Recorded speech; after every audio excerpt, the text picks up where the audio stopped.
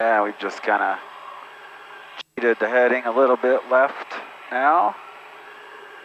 Get around that big old pop up there. Oh, we're at 8,500. That's probably, I don't know, that's probably a 9,500, maybe even 10.2 at that peak there. So it's just easier to maneuver around them.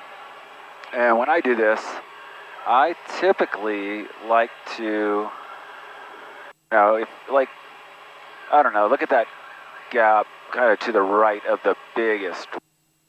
That guy, you could technically go through that. It'd be kind of fun. You probably wouldn't touch the cloud. You'd probably be not exactly within parameters. But if you had that situation and that's all you had, then that would be perfectly acceptable. And the bigger gap to the right, too, is just fine. The difference here is that if you look, there's two large puffies on the right, and there's only one large puffy, in the center. So going to the left of that means you don't get sort of stuck between two larger sort of anvils. And those aren't really full-on anvils. These aren't really particularly dangerous clouds. They're not it's not raining. You can look at the radar and see that. So for the most part, it's just for rider comfort. Which is important. Okay, give you an idea of what it's like to go through these guys. I also fixed the squelch on my microphone, so I think it probably hear me a little bit better. So generally, as I get closer, I just try to gauge it so my wingtips either, and the taller it is, the further away I get. But I've just got my heading bug set now, and so I can control the plane by moving this bug. So if I turn this to the left, that moves the bug to the left, and then the plane will turn, bank automatically to match the bug. You can see I'm in heading mode on the autopilot. Not sure if you can see that or not. But then the result is that we're, just going a few degrees to the left of that. And I just kind of gauge, how bumpy I think it's going to be. I could go through right at the middle of the gap, but we're pretty much lined up to do that.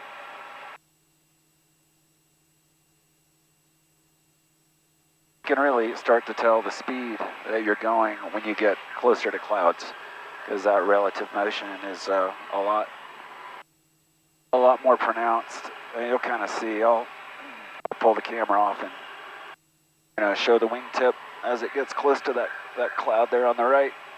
And also, you can kind of see the power in these clouds. After you've done this enough, you kind of get to see. If you look carefully, you can watch it building in real time, especially the tops of the ones like those guys right there. You can just kind of watch them do their thing.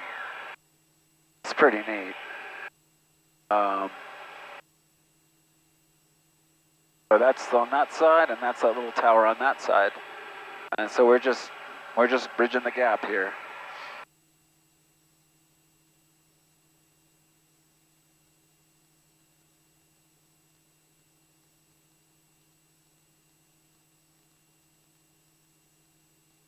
And now that we've got it cleared,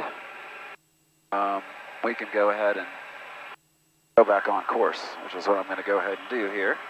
Start turning us back on course. So we'll take a nice little turn right around this guy. Big puffy.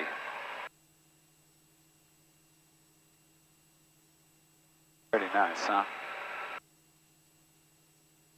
You really can kind of see how it's alive. And then beyond that, we're pretty clear. So once again, just whenever you've got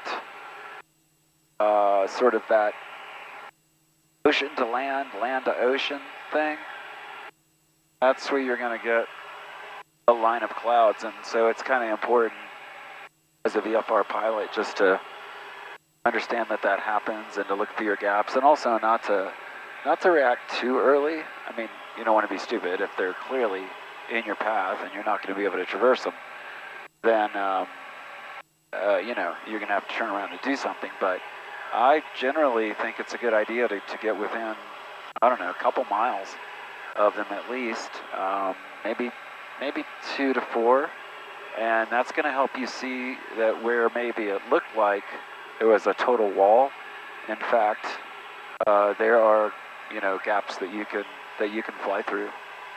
And we haven't seen anything that's, you know, cumulonimbus or anything like that. Those are so obvious. Back there, even those aren't cumulonimbus, you know, even though they look daunting. There's a surprising number of holes in that type of cloud back there. Cumulonimbuses, so I'll show you something in the distance.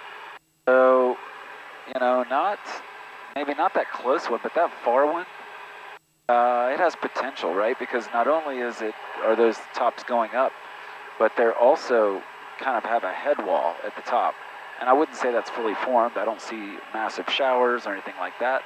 But that's when you start to get concerned, when you see like this head wall that is 20 or 30,000 feet up in the sky and sort of looming over the clouds.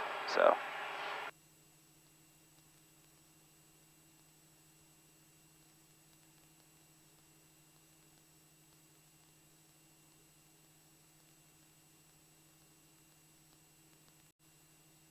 We just finished our Bahamas trip.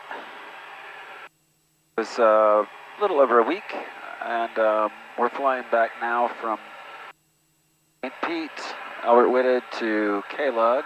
Gonna have to stop in LaGrange for fuel. I got some kind of tall ones in front of me here. We're gonna route around these. Flying at 8,500. And that's kind of a look at the situation. So there's Florida. I could zoom out, show you that. And usually you get these clouds right around the borders, like where it transitions from ocean to land. So we're gonna find a gap. We go left. Left looks a little better to me. Go left. Yeah.